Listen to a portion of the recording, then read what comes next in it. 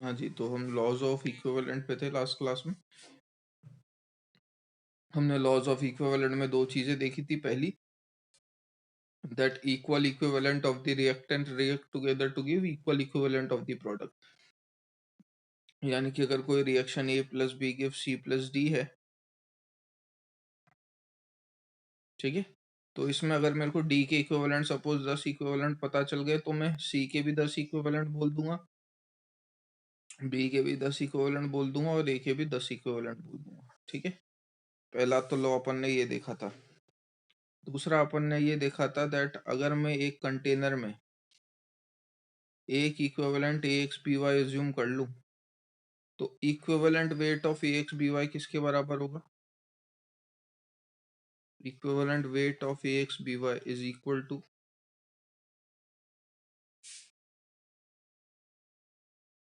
Equivalent weight of A plus equivalent weight of B के। कुछ एक फॉर्मूलाज अपन देख ही चुके हैं जो होपफुली आपको सारे याद होंगे। Equivalent weight equal to molecular weight upon n factor, वो सब। नेक्स्ट अपन ने बात करी थी रिडॉक्स रिएक्शंस की। रिएक्शंस दो तरीके की होती हैं, रिडॉक्स और नॉन रिडॉक्स। रिडॉक्स रिएक्शन के अंदर इलेक्ट्रॉन का लेन देन होता है, यानी कि ऑक्सीडेशन होता है, रिडक्शन होता है। ऑक्सीडेशन मतलब लॉस ऑफ इलेक्ट्रॉन, रिडक्शन मतलब गेन ऑफ इलेक्ट्रॉन। यहाँ पे चार्ज में इंक्रीमेंट होगा, यहाँ पे चार्ज में डिक्रीमेंट होगा। Non redox acid base reactions होती हैं और प्रेसिपिटेशन रिएक्शन होती है। ठीक है, जितने रेडॉक्स रिएक्शन की बात करूं तो जितने इलेक्ट्रॉन लॉस होंगे उतने ही इलेक्ट्रॉन गेन होंगे। एक भी इलेक्ट्रॉन फालतू ना तो लॉस होता है, ना ही एक ही भी इलेक्ट्रॉन फालतू गेन होगा। एग्जाम्पल अपन इसके देख चुके थे, एक और बता देता हूं। KMnO4 जैसे कि रिएक्ट करेगा FeSO4,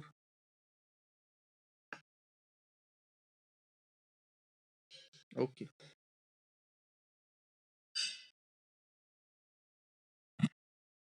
KMnO4 रिएक्ट करेगा FeSO4 से प्लस H2SO4 से, तो ये बना रहा है क्या? K2SO4 plus MnSO4 plus Fe2SO4 का होल थ्राइस प्लस H2। ये सब आपके कंपाउंड्स बन रहे हैं। ठीक है, कोई दिक्कत नहीं बेटा, अभी ऐसा कुछ खास बताया भी नहीं है। तो यहाँ पे आप जा रहे हो +7 से, आप यहाँ गए कहाँ पे? +2 में। +7 से +2 जाना क्या कहलाया जाता है? रिडक्शन। Fe की यहाँ पे +2 है, यहाँ पे Fe की +3 है, ये क्या कहलाया जाएगा? ऑक्सीडेशन।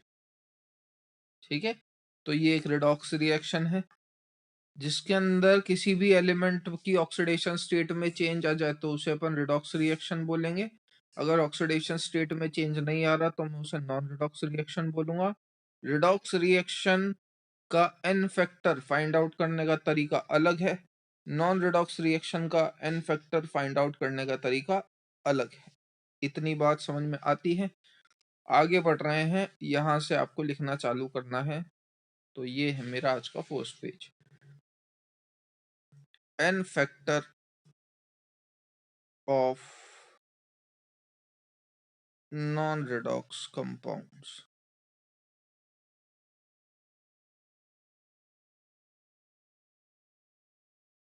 नॉन रिडॉक्स के अंदर पहले आपको रिएक्शन आइडेंटिफाई करनी पड़ेगी कि रिडॉक्स है कि नॉन रिडॉक्स।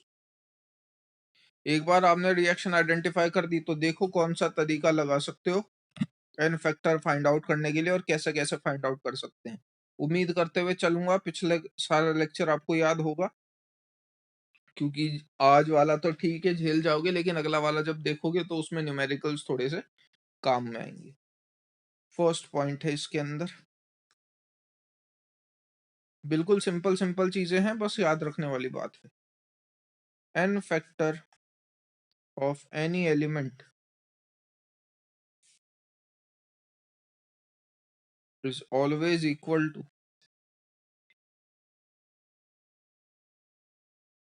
its valency। मेरे साथ लिखते हुए चलिएगा। किसी भी एलिमेंट का n फैक्टर उसकी वैलेंसी के बराबर होता है। किसी भी एलिमेंट का n फैक्टर उसकी वैलेंसी के बराबर होता है। जैसे कल अगर अपने को याद हो तो आपका मैग्नीशियम का n फैक्टर कितना निकला था? 2। मैग्नीशियम की वैलेंसी भी कितनी होती है? 2। ठीक है। Second, n factor of any non redox ion is equal to charge present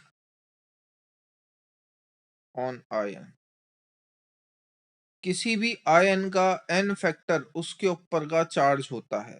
किसी भी आयन का n फैक्टर उसके ऊपर जो चार्ज प्रेजेंट है वही उस आयन का n फैक्टर कहलाया जाएगा। एग्जाम्पल, मैग्नीट्यूड में है ना, चार्ज n फैक्टर जो होगा वो हमेशा मैग्नीट्यूड में लिखा हो जाता है, ध्यान रखिएगा, ये नहीं कहीं नेगेटिव या पॉजिटिव ठोक दो।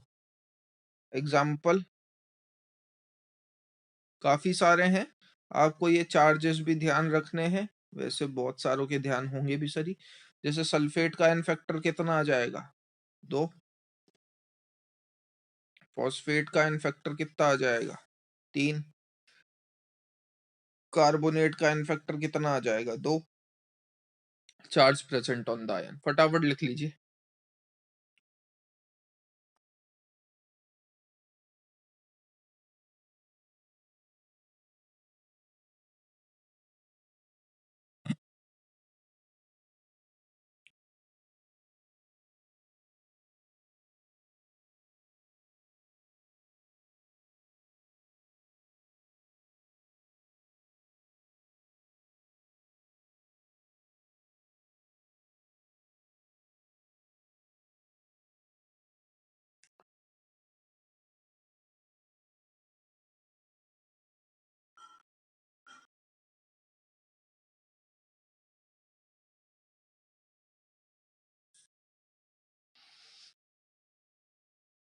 डन, हटा दे। चलिए, किसका हो गया था? सल्फेट का। जो लिख लिया वो मत लिखिएगा, मैं रिपीट कर रहा हूँ, है ना। सल्फेट का n फैक्टर आया था 2। कार्बोनेट का n फैक्टर आया था 3। हाइड्रोक्साइड का n फैक्टर आएगा 1। ऑक्सलेट C2O4 माइनस का n फैक्टर आएगा 2। NH4 प्लस का n फैक्टर आएगा 1। फॉस्फेट बच गया, उसका n फैक्टर आएगा 3। HSO4 माइनस का n फैक्टर आएगा। तो सपोज मैं अगर आपसे पूछता हूं भैया बताइए इक्विवेलेंट वेट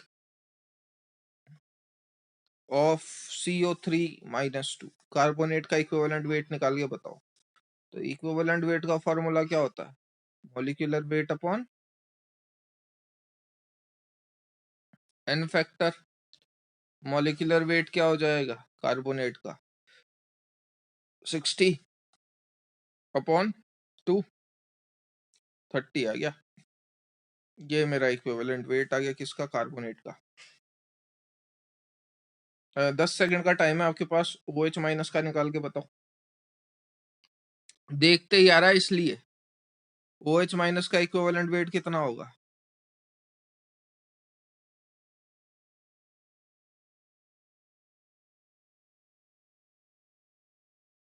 17। ठीक है, चलिए नेक्स्ट वील टॉक अबाउट, ये तो बात हो गई किसकी? एलिमेंट की बात हो गई और किसी भी नॉन रिडॉक्स आयन की बात हो गई। थर्ड अपन बात करेंगे n factor for non redox acids. ये लिख लीजिए, फिर मैं नेक्स्ट उससे चालू करता हूँ पेज से।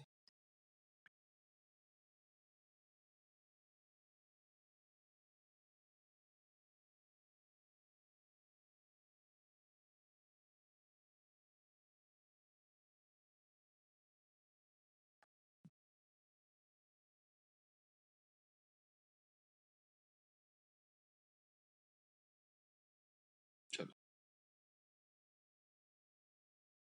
n फैक्टर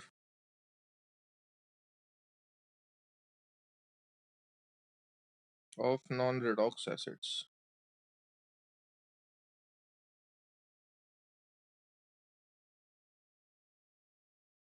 तो देखिए ये क्या होता है, number of replaceable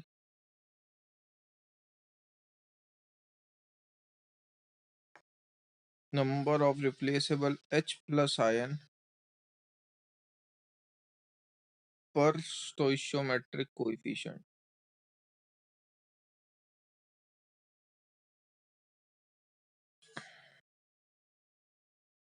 in a balanced reaction। क्या बोला मैं, सबसे पहली बात जो हाईलाइटेड वाली चीज है वो, एक तो इसमें बैलेंस्ड रिएक्शन है और number of replaceable H plus ion है। सबसे पहले रिएक्शन को बैलेंस देखिएगा, बैलेंस है कि नहीं, उसके बाद एन फैक्टर पे अपने को कमेंट करना होता है। अब यहाँ से मैं एक बहुत इंपॉर्टेंट पॉइंट बोलूंगा, वो ध्यान से सुनना। सपोज मैंने रिएक्शन लिख रखी है H2SO4 plus NaOH gives Na2SO4 plus H2O। तो सबसे पहले रिएक्शन को बैलेंस कर दो, 2 सोडियम है, 2 सोडियम आ गए। हाइड्रोजन कितने, 2 हाइड्रोजन है, 2 हाइड्रोजन,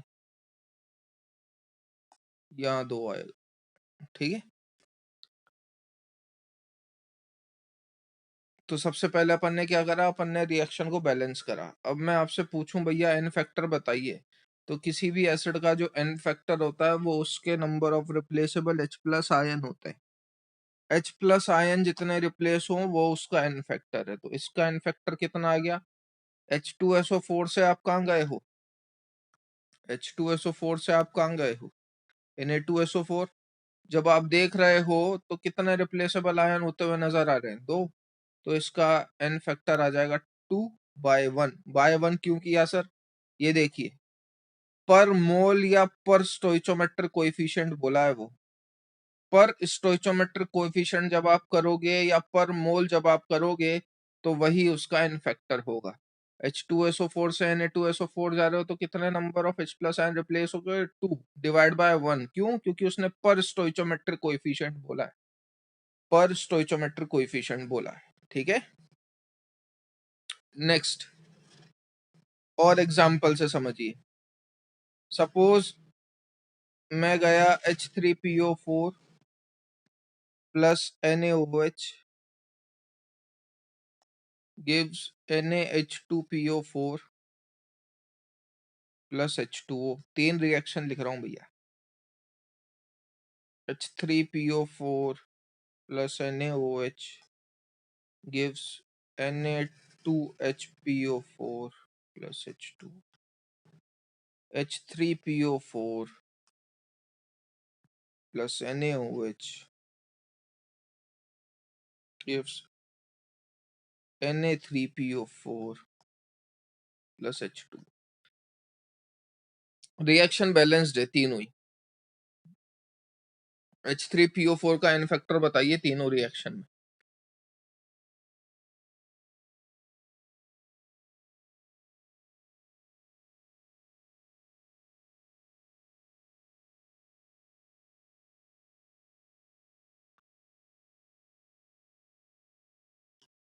H3PO4 का एन फैक्टर बताइए तीनों रिएक्शन में।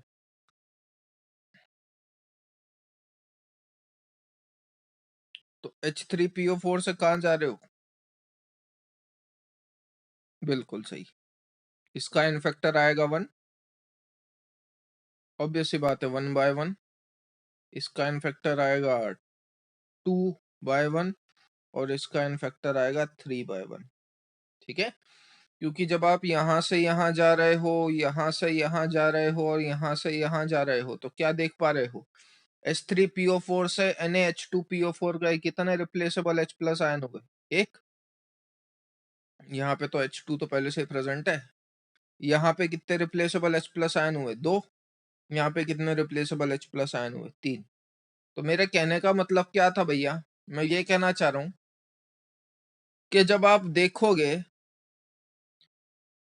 देखोगे तो मोल्स तो आपने H3PO4 के सबके सेम ही लिए हैं।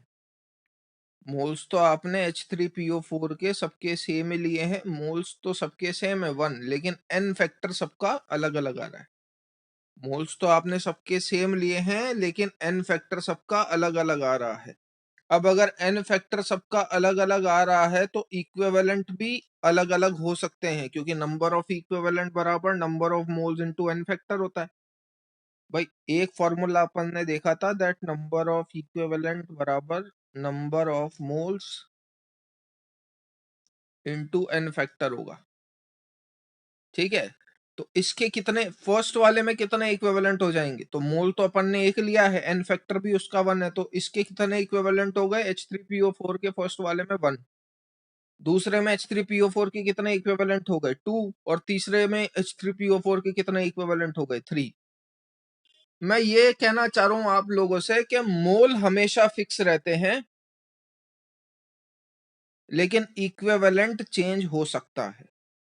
मोल हमेशा फिक्स रहेगा, लेकिन मोल फिक्स है इसका मतलब ये नहीं है कि इक्विवेलेंट चेंज ना हो। इक्विवेलेंट भी चेंज हो सकता है। वापस बताऊं क्या ये बात वापस रिपीट करूं? किसको समझ में नहीं आया वो पूछ लो आराम से, कोई दिक्कत नहीं। एन फैक्टर निकालना समझ में आया? ठीक है भैया, मैं ये कहना चाह रहा था भाई कि अगर सपोज मैंने ए है, कोई मेरे पास एलिमेंट है ए, उसका मैंने 10 मोल ए लिया है। कोई एलिमेंट है ए जिसके मैंने 10 मोल लिए हैं। हो सकता है वो किसी रिएक्शन में हो सकता है वो किसी रिएक्शन में 20 इक्विवेलेंट दे रहा हो।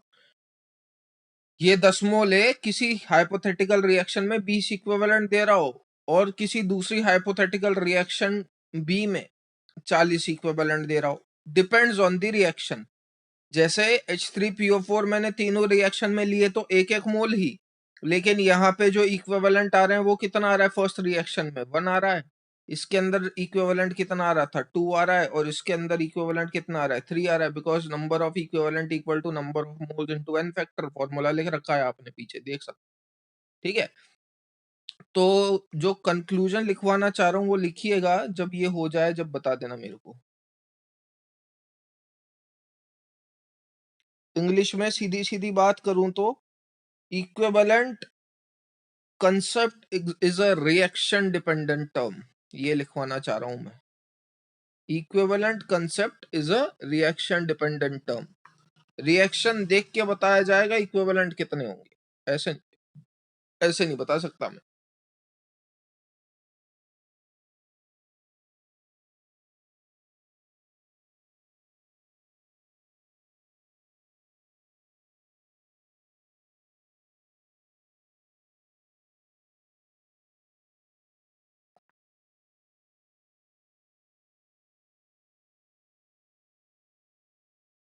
डन।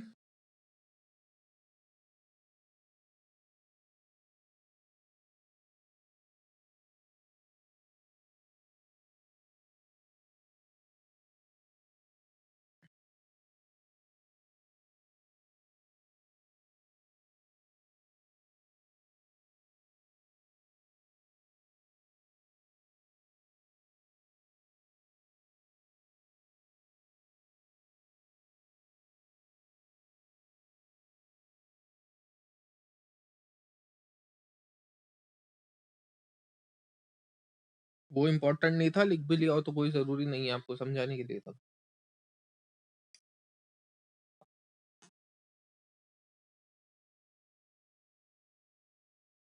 चलो। तो क्या बात है अपने को ध्यान रखनी है? दैट उसी के नीचे लिख लेना जो आपने लास्ट पेज लिखा। इक्विवेलेंट कंसेप्ट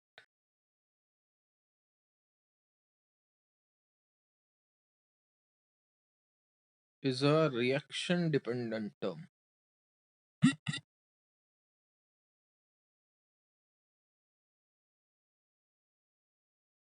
किसी का अगर आप सपोज आपने 10 मोल ए के लिए हैं, तो हो सकता है कि वो किसी रिएक्शन ए में उसके 20 इक्विवेलेंट आ रहे हों ए के, और उसी 10 मोल ए के किसी हाइपोथेटिकल रिएक्शन बी में 40 इक्विवेलेंट आ रहे हों। तो मोल फिक्स रहने का मतलब ये बिल्कुल नहीं है कि उसके इक्विवेलेंट भी फिक्स रहेंगे, वो मैं रिएक्शन देख के ही कमेंट कर पाऊंगा। दूसरी इंपॉर्टेंट बात जो आपको ध्यान रखनी है वो ये है कि सपोज अगर सवाल में सीधे पूछ देता कि भैया बताइए इक्विवेलेंट वेट ऑफ H2SO4 बताओ, और रिएक्शन नहीं दी हुई उसने उसने सवाल में आपसे सीधा सीधा पूछ दिया कि इक्विवेलेंट वेट ऑफ H2SO4 बताओ, और उसने रिएक्शन नहीं दी। तो जब उसने रिएक्शन नहीं दी और वो इक्विवेलेंट वेट ऑफ H2SO4 पूछ रहा है, तो मैं इस केस में ये मानूंगा कि इसके सारे के सारे H+ आयन रिप्लेसेबल है। अगर उसने रिएक्शन नहीं दी है और वो इक्विवेलेंट वेट किसी एलिमेंट का या किसी कंपाउंड का पूछ रहा है, तो मैं सीधे सीधे ये मान लूंगा कि उसके सारे के सारे H+ आयन रिप्लेस हो चुके हैं, यानी कि कितना लिख देंगे 98/249। ठीक है। If reaction is not given,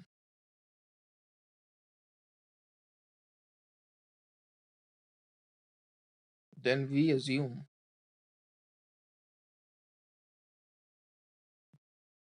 that all of its H+ ions are replaceable। ठीक है।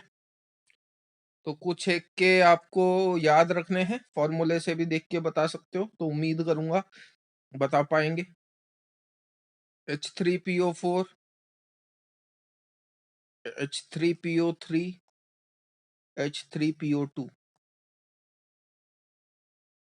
और साइट्रिक एसिड, ये तो ऑर्गेनिक का टर्म है, ये ना भी बता पाओ तो भी चलेगा, वो मैं लिखवा दूंगा।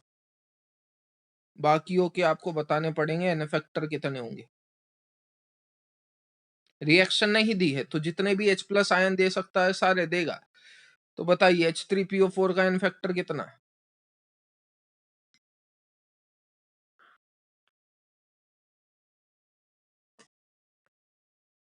बिल्कुल है ना। H3PO3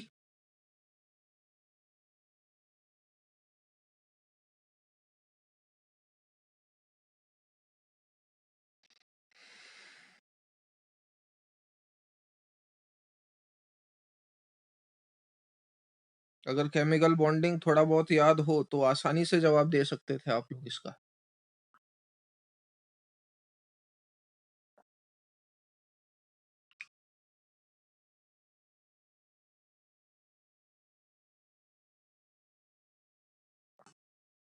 इन दोनों की स्ट्रक्चर में घोटाला था, याद दिला दूंगा। H3PO3 का एन फैक्टर आएगा 2, इसका एन फैक्टर आएगा 1। अच्छा CH3COOH का बताओ जरा, what will be the N factor? जितने H+ आयन वो दे सकता है, CH3COOH कितने H+ आयन दे सकता है? चलो शुक्र है कोई 4 नहीं बोला। और इसका आता है 3। क्यों? इसके अंदर 3 COOH होते हैं, साइट्रिक एसिड में 3 COOH होते हैं। स्ट्रक्चर बना देंगे, कोई दिक्कत नहीं है, फिलहाल इसका ध्यान कर लो। ये जब हो जाए जब बता देना, मैं बता दूंगा H3PO3 और H3PO2 कैसे आया 2 और 1। केमिकल बॉन्डिंग में स्ट्रक्चर बनवाया गया है, आपको चाहो तो पन्ने पलट के देख सकते हो, वापस बनवा देंगे, कोई बड़ी बात नहीं। आपको एक समय बताया गया था जो लीस्ट नंबर में प्रेजेंट होता है वो होता है सेंट्रल एटम। हाइड्रोजन को हमेशा कोने में लगा देना, उसके साथ जितने हाइड्रोजन हैं, सबके साथ एक एक ऑक्सीजन जोड़ देना, सारी वैलेंसीज ऑटोमेटिकली सेटिस्फाई हो जाएंगी। केमिकल बॉन्डिंग में एक समय अपन ने स्ट्रक्चर बनाई थी। खैर भूल गए होगे, कोई बड़ी बात नहीं है, ये लिख लें, याद दिलाते हैं।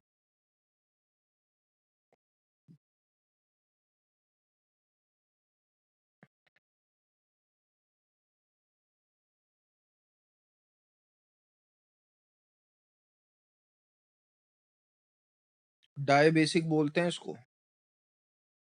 क्योंकि 2H+ दे सकता है। इसे मोनो बेसिक बोलते हैं।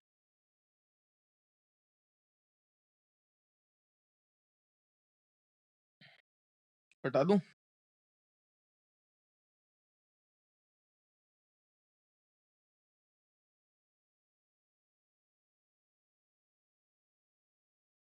देखिए, आपको एक समय बताया गया था फॉस्फोरस सेंट्रल मेटल एटम, जो लीस्ट नंबर में प्रेजेंट है वो सेंट्रल एटम। अब H3PO4 का सपोज आपको स्ट्रक्चर बनाना है, हाइड्रोजन को लगा दो कोने में, जितना हाइड्रोजन है सबके साथ जोड़ दो ऑक्सीजन। हाइड्रोजन कितना सिंगल बॉन्ड ही बनाता है, ऑक्सीजन डबल बॉन्ड बनाता है। अब H3 हो गया, O3 हो गया, फॉस्फोरस हो गया, बचा एक ऑक्सीजन। ऑक्सीजन क्या करेगा? डबली बॉन्डेड हो। यहाँ फॉस्फोरस की वैलेंसी सेटिस्फाई हो चुकी है, उसने 5 बॉन्ड बना लिए। सेंट्रल एटम सिर्फ और सिर्फ उतने ही बॉन्ड बना सकता है जितने उसके वैलेंस में इलेक्ट्रॉन है। फॉस्फोरस 15th ग्रुप का एलिमेंट है, उसके वैलेंस में 5 इलेक्ट्रॉन प्रेजेंट होते हैं, तो वो मैक्स टू मैक्स 5 बॉन्ड ही बना पाएगा। फॉस्फोरस ने 5 बॉन्ड बना लिए, हर ऑक्सीजन ने 2 बॉन्ड बना रखे हैं, हर हाइड्रोजन ने 1 बॉन्ड बना रखा है। ये H3PO4 का स्ट्रक्चर होता है। जितने भी हाइड्रोजन ऑक्सीजन से डायरेक्टली अटैच होते हैं, दे ऑल आर रिप्लेसेबल। जितने भी हाइड्रोजन ऑक्सीजन से डायरेक्टली अटैच होते हैं, they all are replaceable. That's why N factor of H3PO4 is 3. Now we'll talk about H3PO3. Same करेंगे, हाइड्रोजन हाइड्रोजन हाइड्रोजन। लेकिन अब बात आ जाती है, मैंने आपको तब भी बताया था, चाहो तो केमिकल बॉन्डिंग का लेक्चर पलट के देख लेना, मैंने कि इस डबल बॉन्ड O को अपन कभी डिस्टर्ब नहीं करते, ये हमेशा कांस्टेंट रहता है, बाकी जो मर्जी पड़े वो उड़ा दो। ये बन गया H3PO3 का स्ट्रक्चर, ये बन गया H3PO3 का स्ट्रक्चर। जैसा कि मैंने आपको बोला, ऑक्सीजन से अटैच हाइड्रोजन ही रिप्लेसेबल होता है, तो इसके अंदर कितने रिप्लेसेबल H+ आयन हैं? ये 2। सर तीसरा वाला क्यों नहीं रिप्लेस हो सकता? क्योंकि भैया तीसरा वाला डायरेक्ट फॉस्फोरस से जुड़ा हुआ है, इसको तोड़ना चाहोगे तो फॉस्फोरस की वैलेंसी भी इफेक्ट होगी, उसके 5 बॉन्ड भी नहीं बन पाएंगे, इसलिए ये वाला हाइड्रोजन का टूटना पॉसिबल नहीं है, क्योंकि यहाँ से इसका ड्यूप्लेट भी इफेक्ट कर रहा है, फॉस्फोरस के बॉन्ड भी नहीं बन पा रहे। ठीक, अगला सेम, जब H3PO2 का बनाओगे तो H3PO2 में दोनों में से कोई सा भी ऑक्सीजन हटा देना, ऊपर वाले ऑक्सीजन को कभी नहीं छेड़ेंगे, नीचे वाला ऑक्सीजन ही हटाएंगे, तो उस केस में H3PO2 का स्ट्रक्चर बन जाएगा ये। इसमें कितने रिप्लेसेबल H+ आयन है? सिर्फ एक, इसलिए इसका इनफेक्टर बोला था 1। याद आया ये कुछ? हटा दूं? बनाने का तो है नहीं, ये आप केमिकल बॉन्डिंग में से देख सकते हो, वहां पे करवाया हुआ है। नाउ एन फैक्टर 5वां पेज है ना, n factor of non redox basis.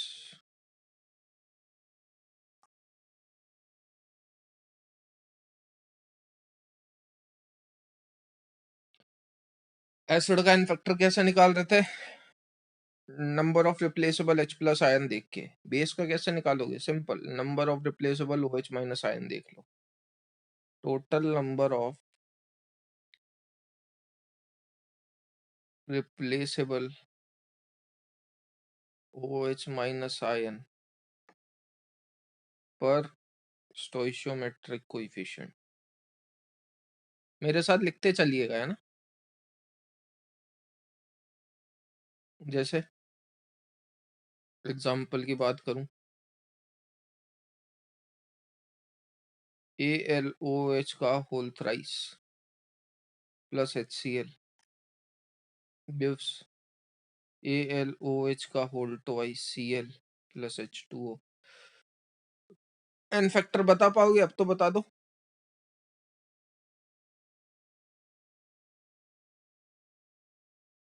ठीक है, एन फैक्टर कितना होगा इसका? 1। कोई डाउट यहां तक? किसी को भी कोई भी डाउट कैसा भी तो पूछ ले अपना आराम से, कोई दिक्कत नहीं है मुझे। आप देख सकते हैं, आई थिंक रिएक्शन बैलेंस्ड है। ठीक है, अब एक मेथड देखिए रिएक्शन बैलेंस करने का। ठीक है, हेडिंग डाल रहा हूं मैं, एन फैक्टर। यहाँ पे आप क्या कर रहे हो, यहाँ पे आप एक एक का एन फैक्टर ही निकाल पा रहे हो। जैसे यहाँ पे मैं ALOH का होल थ्राइस का एन फैक्टर बता पाया था। इसका कितना होगा, इसका कितना होगा, इसका कितना होगा, इसका कितना, मतलब सबका अगर मुझे एन फैक्टर फाइंड आउट करना हो तो कैसे फाइंड आउट करेंगे, सुनिएगा जरा। तो N factor by a balanced reaction.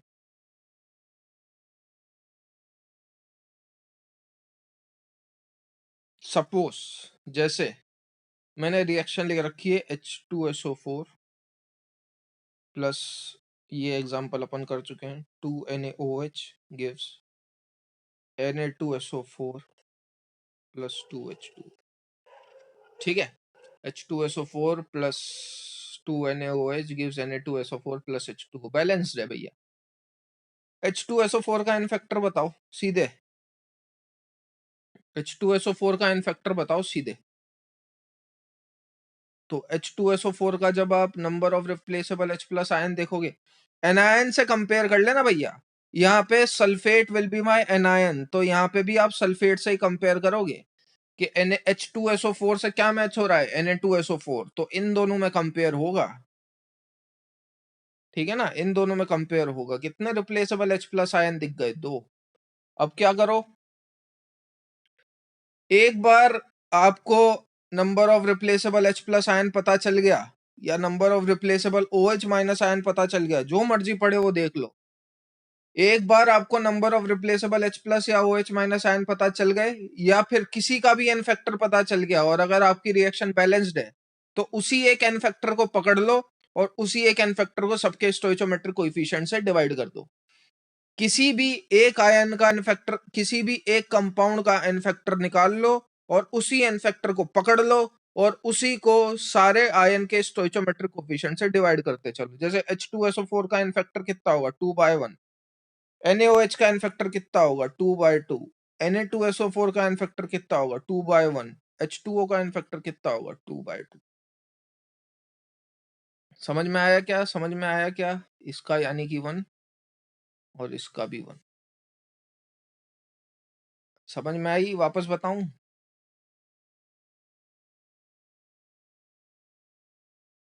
वापस बताऊं? वापस बताऊं? हर्ष ये समझ में आया बेटा कि H2SO4 का एन फैक्टर 2 ये कैसे आया, ये कैसे लिखा अपन ने 2/1?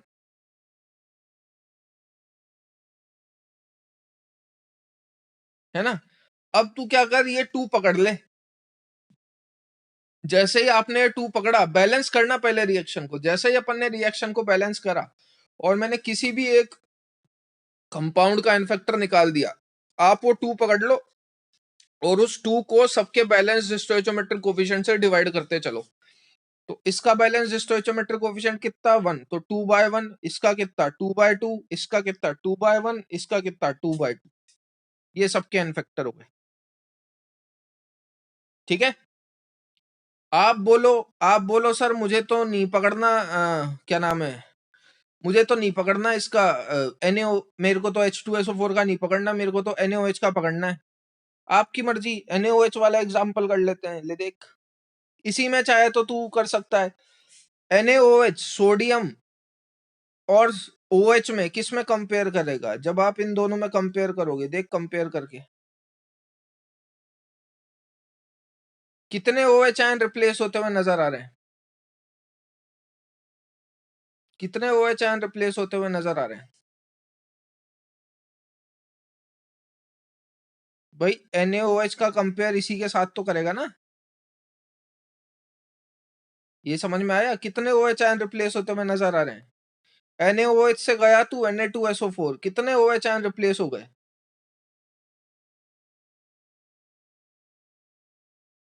हाँ तो बेटा अरे बात सुन, NaOH के पास NaOH आए, NaOH के पास OH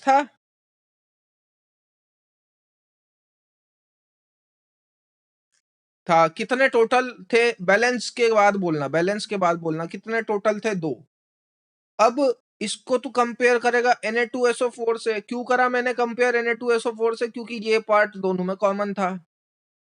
एनायन को कंपेयर कर रहा है तो कैटायनिक पार्ट कॉमन देखना है, कैटायन को कंपेयर कर रहा है तो एनायनिक पार्ट कॉमन देखना है।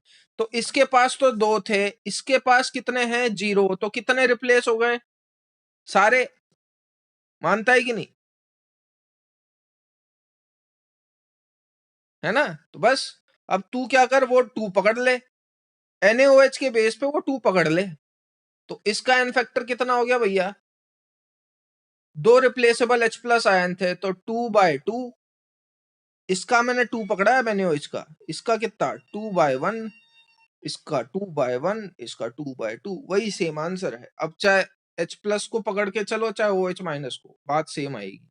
जिसको नहीं समझ में आया वो पूछ ले आराम से, वापस बता दूंगा मैं। अगले वाले आप ही को फाइंड आउट करने हैं क्योंकि, और मुझे जवाब चाहिए फिर।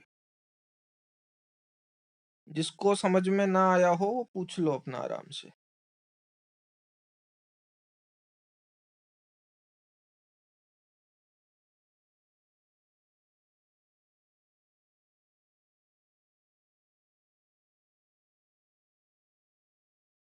हाँ बेटा भेज देंगे, भेज देंगे, भेज देंगे, है ना। आज रेगुलर 3 क्लास है मेरी, उसके बाद भेज दूंगा मैं।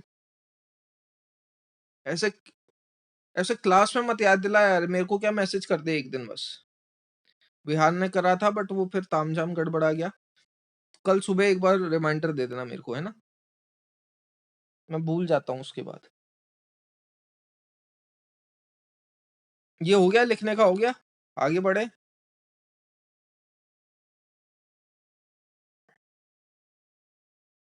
ठीक है, आगे आपको बताना है। एन फैक्टर निकाल के बताइए इनके सबके, बैलेंस कर लेना खुद ही और निकाल के बता देना जोन सा भी पेज नंबर था, है ना। और मेरे साथ लिख लो क्योंकि टाइम शायद खत्म होने वाला है। NaOH plus H3PO4 gives Na2HPO4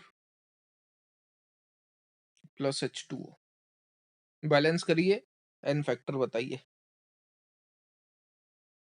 L सबका, AlOH का होल थ्राइस नंबर की तरह लिख देना, जैसे 2 2 2 2 2 1 2 1 ऐसा, लेफ्ट टू राइट में, है ना। AlOH का whole thrice plus 2HCl gives AlOHCl2 plus H2O। फटाफट बताइए।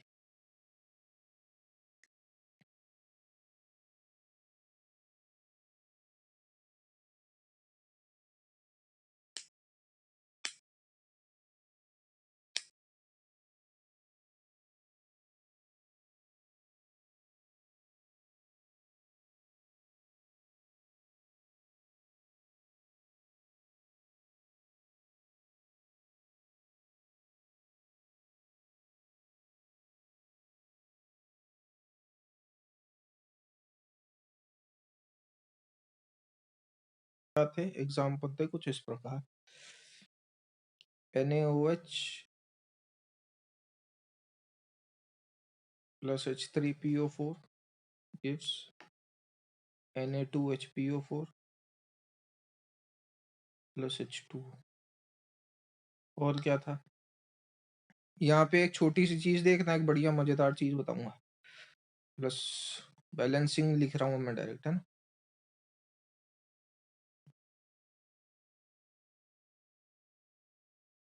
इसकी बैलेंसिंग करोगे तो यहाँ पे आएगा 2, यहाँ पे आएगा 2। ठीक, तो कितने OH माइनस आयन रिप्लेसेबल हैं, इसको इससे कंपेयर करेंगे।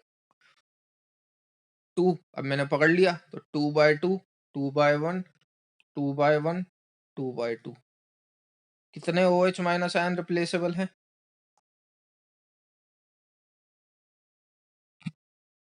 कितने OH माइनस आयन रिप्लेसेबल हैं? 2। तो 2/1, 2/2, 2/1, 2/2। तो एन फैक्टर इस तरीके से आप कैलकुलेट कर सकते हो। इसका आ रहा है 2121, उसका आ रहा है 1222।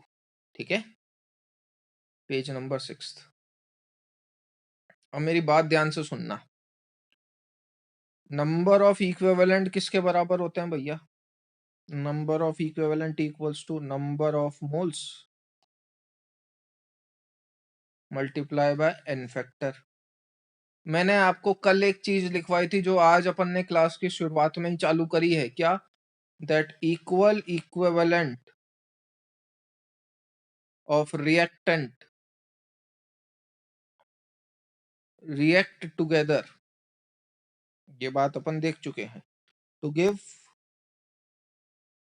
equal equivalent of the product, equal equivalent of the reactant react together to give equal equivalent of the product। क्या कहना चाह रहा हूं मैं यहाँ से? मैं यहाँ से ये कहना चाह रहा हूं, इसके कितने मोल लिए? ALOH होल थ्राइस का 1 मोल। इसके कितने हैं? 2 मोल। इसके कितने हैं? 1 मोल। और इसके कितने आए बैलेंस करने के बाद? 2 मोल। जरा मल्टीप्लाई करना मोल्स इनटू एन फैक्टर, ये वाला फॉर्मूला लगा के। तो equal equivalent of reactant react together to give equal equivalent of product. इसका एन फैक्टर है 2, 2 into 1, तो इसके इक्विवेलेंट आ गया 2।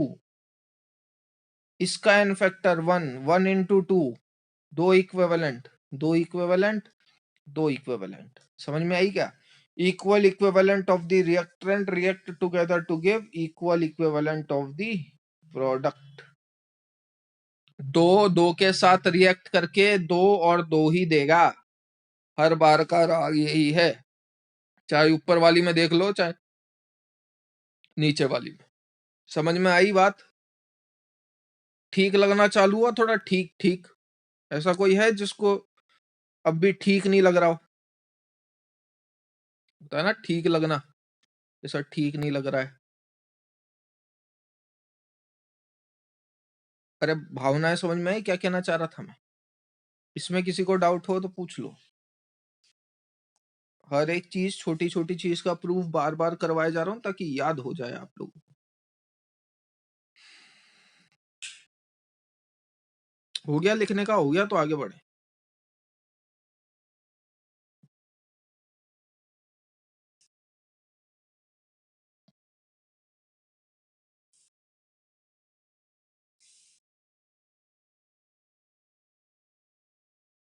हटा दो इसे।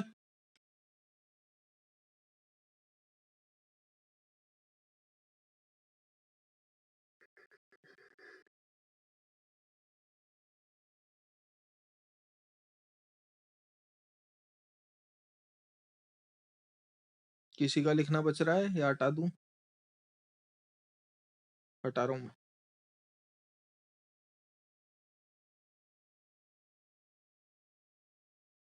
चलिए नेक्स्ट हेडिंग डालते हैं, N factor, 7th page.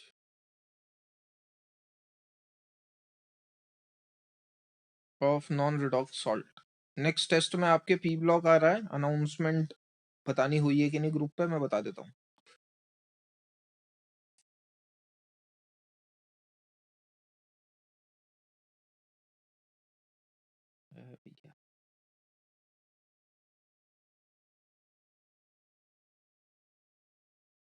N factor of non redox salt, it is always equal to the total positive charge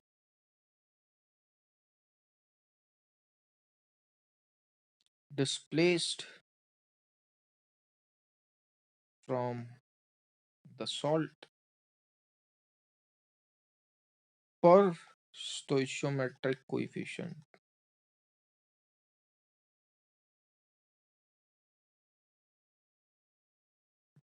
ठीक है,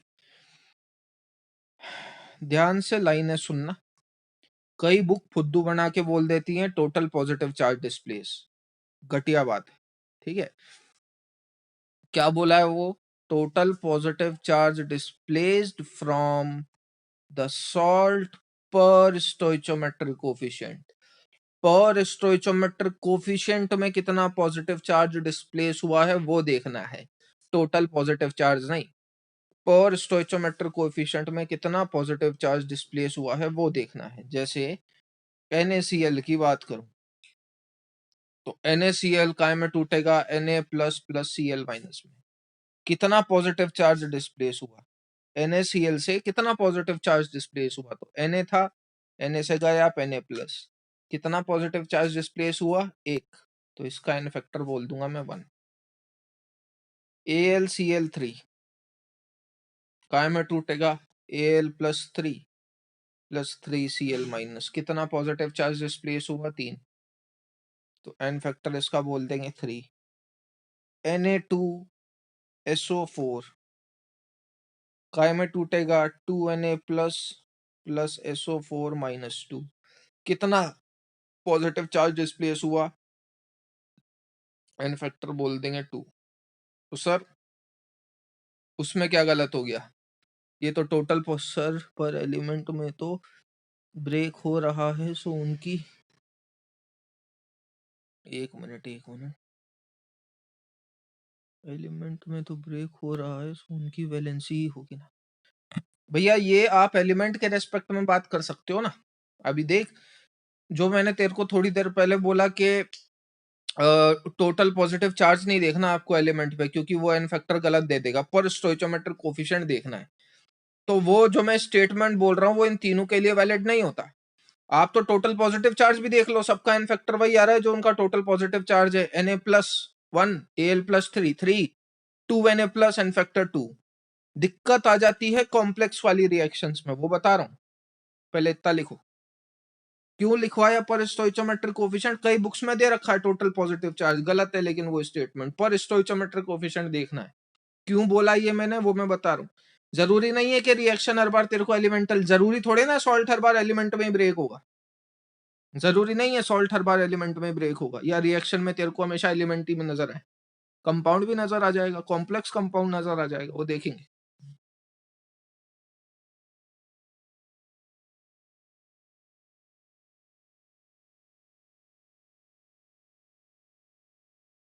लिख लिया ये?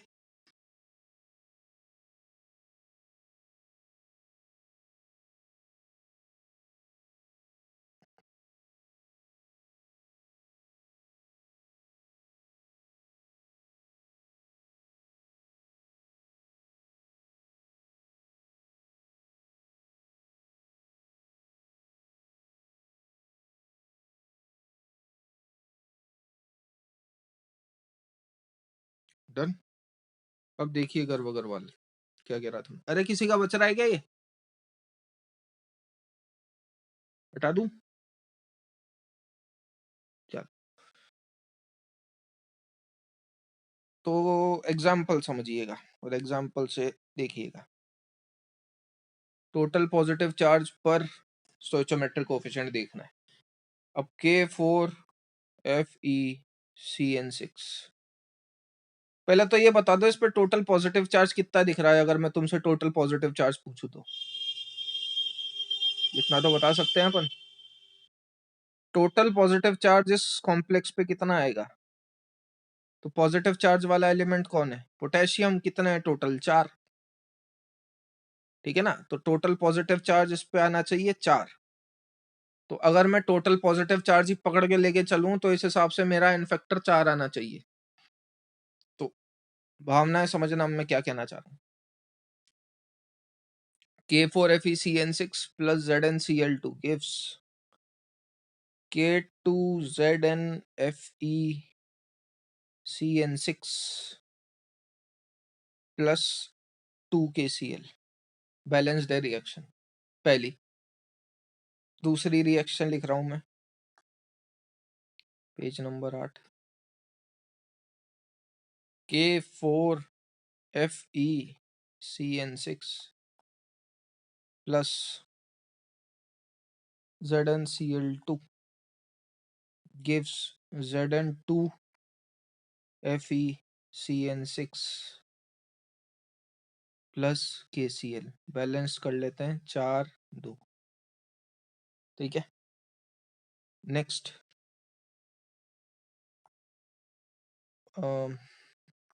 मार्कर चेंज कर लेता हूँ। CuSO4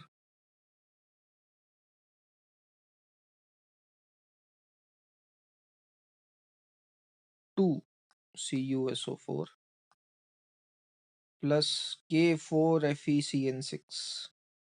आप देख सकते हैं मैंने FeCN6 सब में कॉमन लिया है, K4FeCN6 सब में कॉमन लिया है, gives Cu2FeCN6 plus 2 K2SO4 and last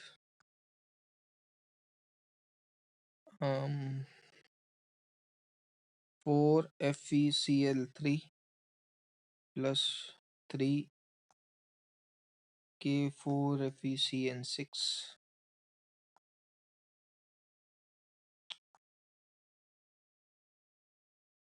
gives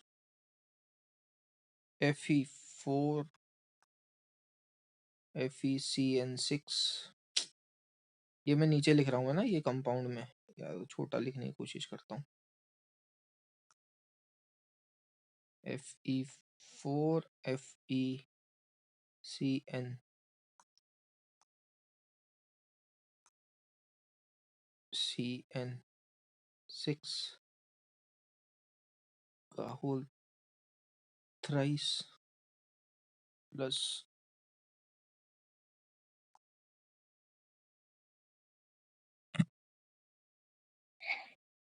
12 KCl। हाँ जी, ये 4 एग्जाम्पल लिख लो पहले अपना आराम से, और समझ में ना आया तो मुझसे पूछ लेना अगर कोई सा एग्जाम्पल आपको समझ में नहीं आ रहा हो। ये Fe लिखा हुआ है, फिर आपसे एक एक करके सवाल पूछूंगा। जब चारों एग्जाम्पल हो जाए एक बता देना, सॉल्व करना चालू कर रहे हैं। तो भैया देखो, कंपेयर किसको किससे करेंगे, जरा बताओ टोटल पॉजिटिव चार्ज डिस्प्लेस कितना है इसमें, टोटल पॉजिटिव चार्ज डिस्प्लेस कितना है K4FeCN6 का। तो इसको कंपेयर किससे करूंगा मैं, कैटायन पॉजिटिव चार्ज का डिस्प्लेसमेंट देख रहे हो तो एनायन देखो कॉमन किस में है, तो FeCN6 और FeCN6 कॉमन मिल गया। बताओ जरा कितना पॉजिटिव चार्ज डिस्प्लेस हुआ है। तो यहाँ पे 4 पोटेशियम थे, यहाँ पे 2 ही पोटेशियम है, एन फैक्टर कितना आ गया 2। अब उसी 2 को पकड़ लूं, सबको स्टोइचोमेट्रिक कोएफिशिएंट से डिवाइड कर दो, 2/1 2/1 2/1 और 2/2। समझ में आया क्या, 2/1 2/1 2/1 2/2, समझ में आया। इसके अंदर बताइए एन फैक्टर कितना, कितना पॉजिटिव चार्ज डिस्प्लेस हो गया, सारा सारा माने 4/1 4/2 4/1 4/4। अब तुम्हारी मर्जी, इसमें किसको पकड़ना चाह रहे हो बताइए, किसको पकड़ के बात करें, CuSO4 को पकड़ के बात करें कि Cu2FeCN6 को पकड़ के बात करें। किसी को भी इच्छा पकड़ के बात कर लो, मैं हर बार FeCN6 पकड़ रहा हूँ, इसलिए यहाँ पे भी FeCN6 ही पकड़ लेते हैं। तो यहाँ पे आ जाएगा कितना चार्ज डिस्प्लेस हो गया, चारों 4/1 4/2 4/1 4/2। लास्ट में K4FeCN6 Fe4 FeCN6, बताइए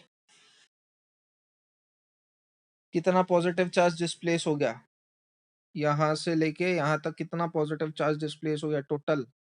12, 12/3, 12/4, 12 एंड 12/12। जिसको समझ में ना आए पूछ लो। चारों में से कोई सा भी पकड़ लो, मैं तो किसी को भी पकड़ के आंसर निकाल दूंगा। जरूरी नहीं है कि K4 FeCN6 ही पकड़ो, आपकी मर्जी पकड़े वो पकड़ लो, मैं उसी को पकड़ के आंसर निकाल दूंगा और आंसर सेम आएगा। आपकी इच्छा हो वो पकड़ लीजिए। अगर किसी को कोई कंफ्यूजन है कि सर एक बार इससे निकाल के सॉल्व करके बता दो, तो बोल दो, अपन किसी को भी पकड़ के आंसर निकाल सकते हैं।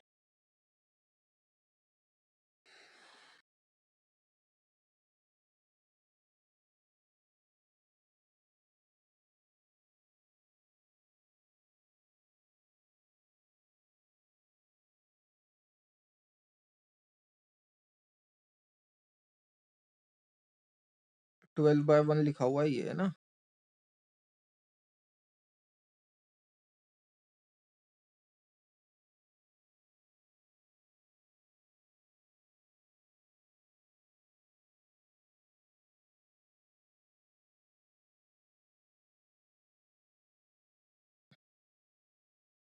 हाँ कशिश श्योर। देख बेटा ये पकड़ा है मैंने, ये वाला है ना जिसपे रेड मार्कर लगा हुआ है। बता टोटल पोटेशियम कितने, टोटल पोटेशियम पे चार्ज बता कितना है? 12। ये समझ में आती है? पोटेशियम 12 तो पोटेशियम पे टोटल पॉजिटिव चार्ज भी 12, बिल्कुल है ना बेटा। जब FeCN6 कंपेयर करेगा दोनों का तो कितने पोटेशियम डिस्प्लेस हो गए? 12। एक भी नहीं है ना उधर, तो सही है। कर दे सबको, सबके स्टोइचोमेट्रिक कोफिशिएंट से डिवाइड। 12/4, 12/3, 12/1, 12/12, सबका इनफैक्टर आ गया। हाँ तू चाहिए तो मैं किसी और के रिस्पेक्ट में भी बता सकता हूँ, आंसर सेम आएगा। जरूरी नहीं है कि मैं K4 FeCN6 पकड़ रहा हूँ आप भी वही पकड़ो, तुम्हारी मर्जी पकड़े वो पकड़ो, आंसर सब में सेम आएगा। Solve the fourth one through FeCl3, बिल्कुल है ना। एक बार ये उतार लीजिए हीरा, फिर अपन वही करते हैं।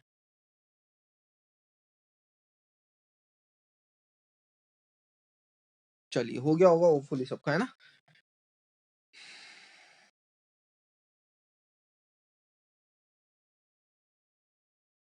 तो यहां से देखो अपन क्या करेंगे, यहां से अपन क्या निकालेंगे, आंसर कितना आया मेरा, इसका इनफैक्टर कितना आया 3, इसका इनफैक्टर आया कितना 4, इसका इनफैक्टर आया 12 और इसका इनफैक्टर आया 1। ठीक है, 3 4 12 1। अब ईरा ने कहा है FeCl3 से सॉल्व करिए, तो अपन FeCl3 से सॉल्व करेंगे, मेरा आंसर यही आना चाहिए 3 4 12 1। ठीक है, अब देखो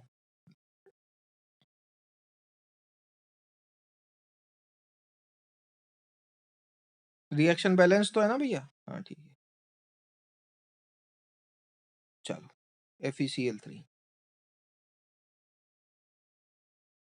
FeCl3 plus K4 FeCN6,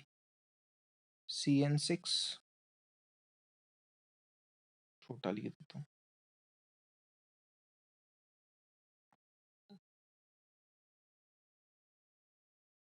gives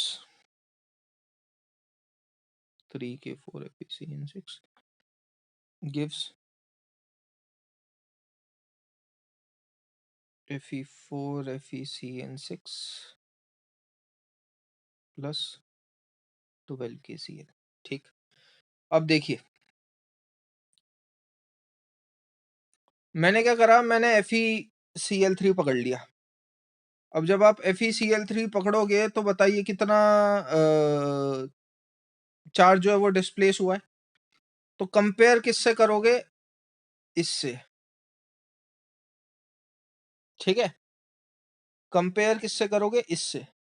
यहाँ पे 4 आएगा, सॉरी है ना, 1 मिनट यार, मैंने इससे पहले वाली रिएक्शन में यहाँ पे 4 लगा रखा था क्या? मैंने इससे पहले वाली, हाँ ठीक है, ठीक। तो FeCl3 को अपन कंपेयर करेंगे कंपैरेटिवली किससे, KCl से। बताइए कितना पॉजिटिव चार्ज डिस्प्लेस हुआ टोटल? Fe पे चार्ज कितना था? Fe पे चार्ज कितना है इसमें? अरे Fe पे हीरा, Fe पे, FeCl3 में Fe पे चार्ज कितना है?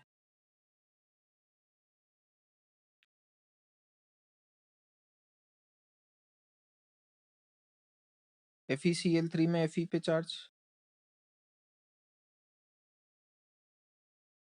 +3, मतलब दिक्कत कोई? टाइम लग रहा है आपको आंसर आने में, इसलिए बताया मैंने।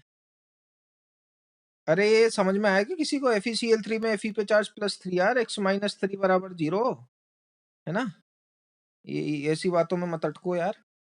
ठीक है, तो टोटल पॉजिटिव चार्ज कितना आ गया यहाँ पे? टोटल पॉजिटिव चार्ज कितना आ गया यहाँ पे? 12 का। 4 Fe + 3 के है ना? टोटल पॉजिटिव चार्ज कितना आ गया यहाँ पे? 12 का। ठीक, अब 12 यहाँ से यहाँ पे गए तो कितना पॉजिटिव चार्ज डिस्प्लेस हो गया? 12। यहाँ पे तो 12 Fe + 3 के थे, यहाँ पे कितने Fe + 3 के हैं? 0।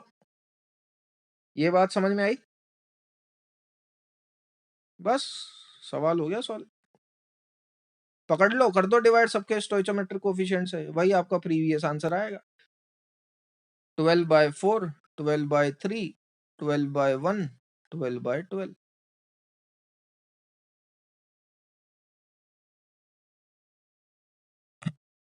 और किसी को कोई डाउट भैया?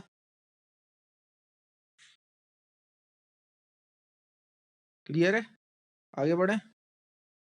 किसी और को कोई सी और रिएक्शन किसी और को पकड़ के सॉल्व करवानी हो तो बोल दो, मन में शंका नहीं रखने का किसी भी तरीके की। Question page number I think 8th या 9th, जो भी हो देख लीजिएगा। अटेंडेंस ले लो उससे पहले आप लोगों की।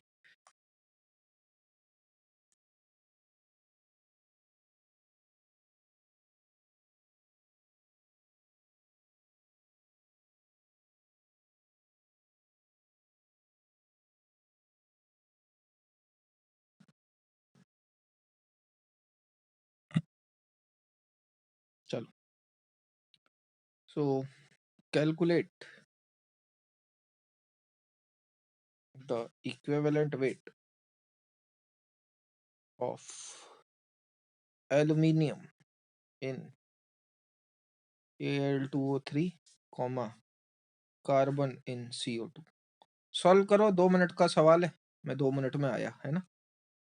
चलो भाई, हो गया? आंसर है किसी का? इक्विवेलेंट वेट कैलकुलेट करना आपको, बिल्कुल।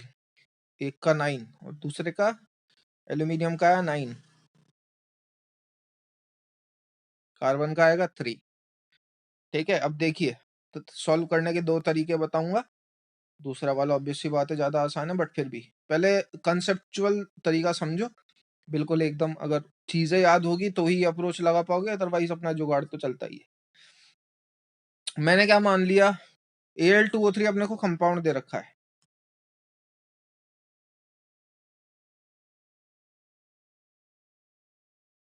ठीक है? Al2O3 अपने को कंपाउंड दे रखा है।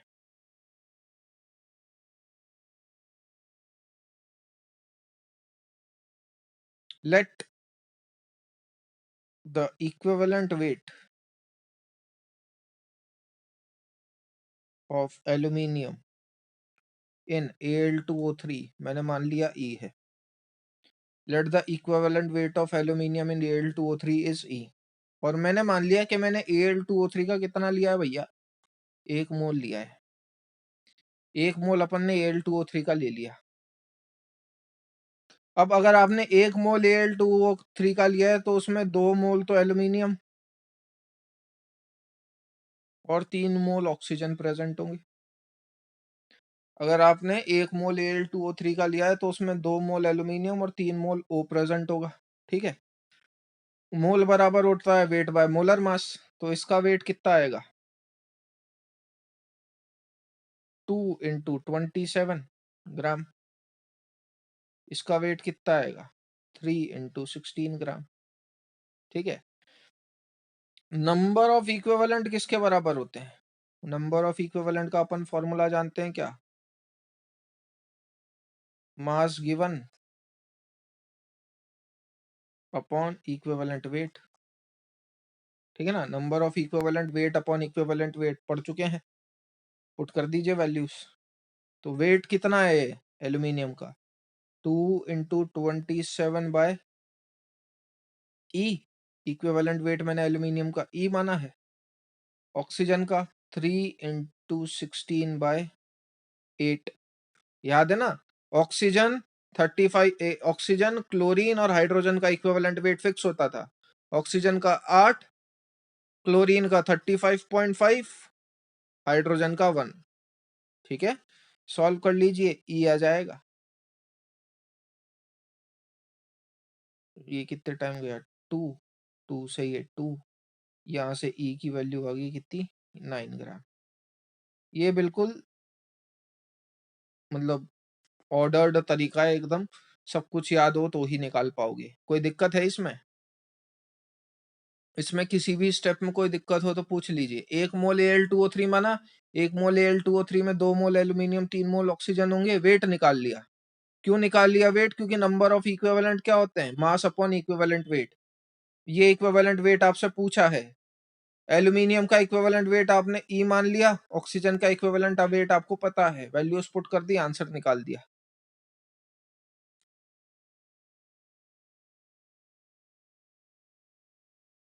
ठीक है,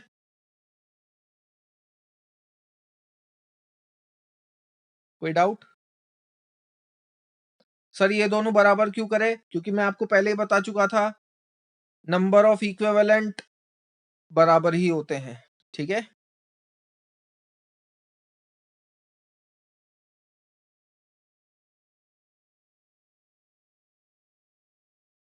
आगे बढ़े।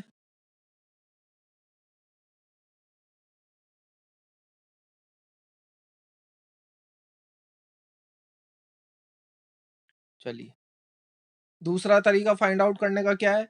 आप डायरेक्ट वैलेंसी से भी फाइंड आउट कर सकते थे। क्या अपन जानते हैं इक्विवेलेंट वेट बराबर किसके होता है? Molecular weight upon N factor. Aluminium का इक्विवेलेंट वेट आपको फाइंड आउट करना है। एल्यूमिनियम का मॉलिक्यूलर वेट 27। एल्यूमिनियम पे चार्ज कितना? +3। एलिमेंट के एलिमेंट का इन फैक्टर उसके ऊपर का चार्ज होता है, तो 27/3 कितना आ गया? 9 ग्राम। ये दूसरा सस्ता जुगाड़ था। ठीक है, दूसरा कार्बन का भी फाइंड आउट करना है। तो कार्बन का कैसे फाइंड आउट कर सकते हैं? वही दोनों तरीके से। पहले CO2 है, CO2 में 1 मोल कार्बन है, 2 मोल ऑक्सीजन है। कार्बन का इक्विवेलेंट वेट मैंने मान लिया E, इसका 1 मोल मान लो आप। कार्बन का इक्विवेलेंट वेट मैंने मान लिया E। मास कितना होगा कार्बन का? 12। ऑक्सीजन का मास कितना होगा? 32। तो 12/E = 32/8। यहाँ से इक्विवेलेंट वेट सॉल्व करोगे। सर मैं एन फैक्टर निकालना भूल गया, एक बार सिखा दो प्लीज। हाँ बेटा बिल्कुल। किसका एन फैक्टर ये तो बता। अपन ने तो बहुत सारों के एन फैक्टर देख लिए, कोई एक तरीका थोड़ी ना। एन फैक्टर तो डिपेंड ऑन द रिएक्शन। फिर भी बताने की कोशिश करता हूँ, 2 मिनट रुक। 8 4 सा 32, 3। यहाँ से ई की वैल्यू आ गई 3। चाहो तो यहाँ से निकाल लो इक्विवेलेंट वेट 3 ग्राम। यहाँ से नहीं तो जैसा कि मैंने बोला, इक्विवेलेंट वेट बराबर किसके होता है? Molecular weight upon N factor. Carbon का मॉलिक्यूलर वेट 12। यहाँ से कार्बन की वैलेंसी निकालोगे तो कितनी आएगी? 4। 3 ग्राम। अरे जिसको भी डाउट हो पूछ लो। एन फैक्टर निकालना और किस किस को नहीं आता वो भी पूछ लो, कोई दिक्कत नहीं है।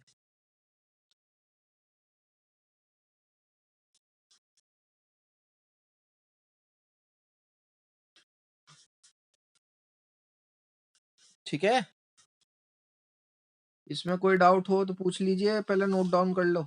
शौनक तू भी नोट डाउन कर ले बेटा, उसके बाद बताता हूँ।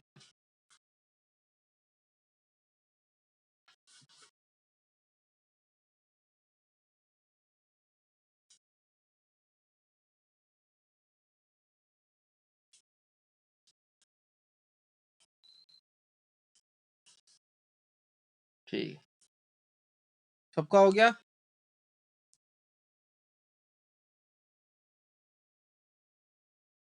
किसी का बच रहा है? हटा दूं?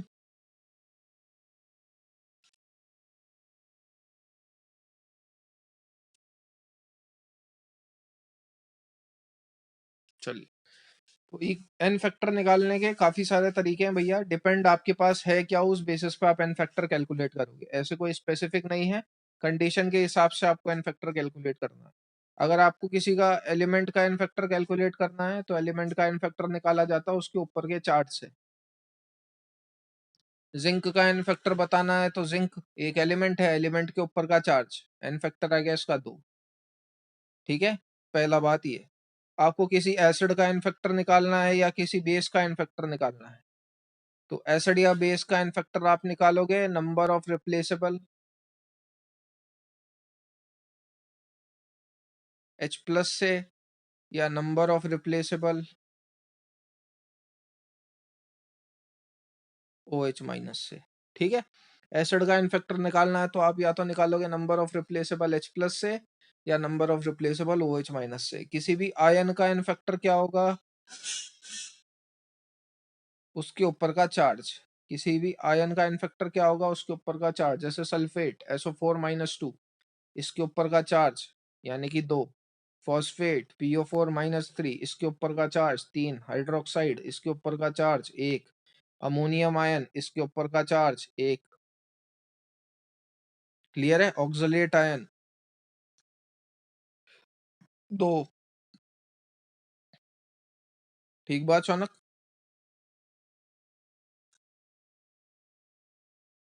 एग्जाम्पल भी करवाऊं क्या? ठीक है, एग्जाम्पल इन सबके करवा रखे हैं। ठीक है, तो इस तरीके से एन फैक्टर आप कैलकुलेट कर सकते हो। अब Al2O3 में एल्यूमिनियम पे चार्ज कितना होगा? तो कंपाउंड में तो चार्ज नंबर से एक्सचेंज कर दिया कर। एल्यूमिनियम कैटायन है, ऑक्सीजन एनायन है, ये नंबर ही एक्सचेंज कर दे, बस यही चार्जेस है। एल्यूमिनियम +3 का, ऑक्सीजन -2 का। ठीक है, FeSO4 में क्या चार्ज होगा? तो सल्फेट अपन जानते हैं, सल्फेट पे कितना चार्ज होता है? -2। तो इस पे कितना चार्ज होगा? Automatically +2।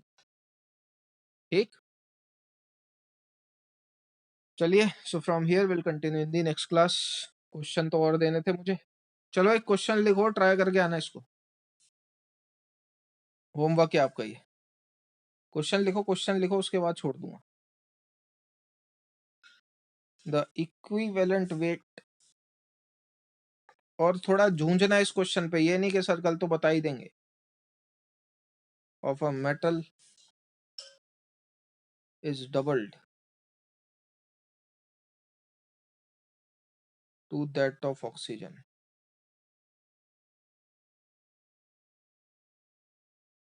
How many times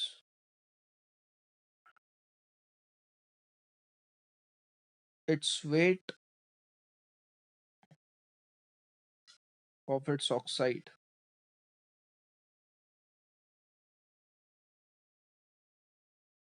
is greater than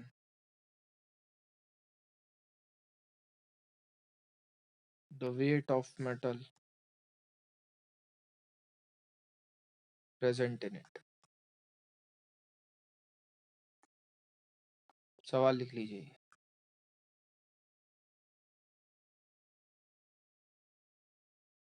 Equivalent weight of a metal is double to that of oxygen. How many times its weight of its oxide is greater than the weight of metal present in it?